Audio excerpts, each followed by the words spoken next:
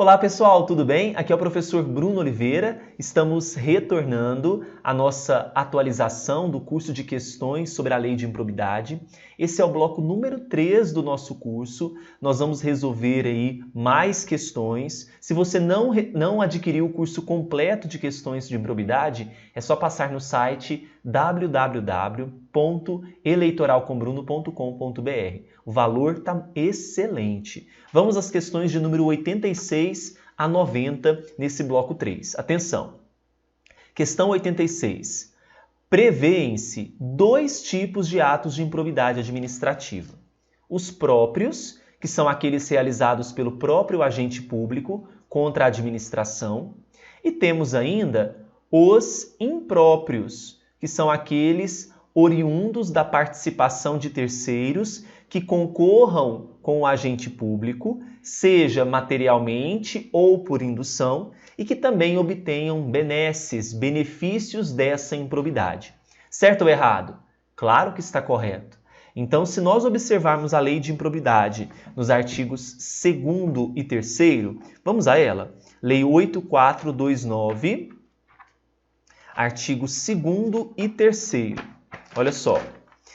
Se nós percebermos, no artigo 2º, nós temos o conceito de agente público para fins de atos de improbidade, que será aquele que vai exercer, ainda que transitoriamente ou sem remuneração, por eleição, nomeação, designação, contratação ou qualquer outra forma de investidura ou vínculo, mandato, cargo, emprego ou função. Aí no artigo 3º fala que serão aplicáveis também aos que não são agente público, mas que vão induzir ou concorrer para a prática do ato de improbidade. Então, o artigo 2º e 3º justificam o porquê que essa questão está correta, ok? Questão 87. Sobre improbidade administrativa, analise as afirmativas abaixo. 1. A lei de improbidade não é aplicável àquele que não detém a condição de agente público. Acabei de ler para vocês o artigo 3º. É claro que se aplica. 2. No caso de enriquecimento ilícito, perderá o agente público os bens ou valores acrescidos ao seu patrimônio. Está correto, conforme estabelece o artigo 6º da lei de improbidade. 3. Os agentes públicos de qualquer nível ou hierarquia são obrigados a velar pela estrita observância dos princípios de legalidade, impessoalidade, moralidade e publicidade no trato dos assuntos que lhes são afetos. Verdadeiro ou falso, pessoal? O que vocês acham? Olha só, nós temos que observar para responder esta questão o artigo 4º, que diz que os agentes públicos de qualquer nível ou hierarquia são obrigados a velar pela estrita observância dos princípios de legalidade, impessoalidade, moralidade e publicidade no trato dos assuntos que lhes são afetos. Então, está correta a número 3, segundo o artigo 4º. Então, 2 e 3 estão corretas. Gabarito será a letrinha E, ok? Questão 88.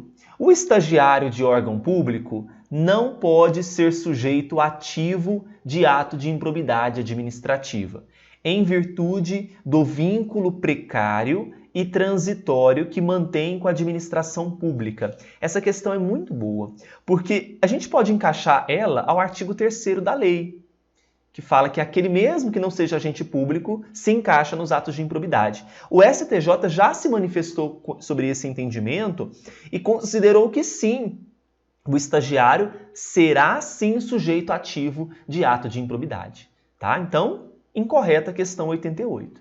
89. De acordo com a legislação pertinente e a jurisprudência dos tribunais superiores, na hipótese do prefeito de determinado município desviar dolosamente recursos públicos obtidos pelo ente municipal mediante convênio com a União. Então, ele fez o quê? Ele desviou dolosamente recursos. Então, ele lesionou o erário, pessoal. Óbvio. Sobre lesão ao erário, nós temos que observar as disposições que contém a nossa lei de improbidade, especialmente o artigo 10. Então vamos à letra A.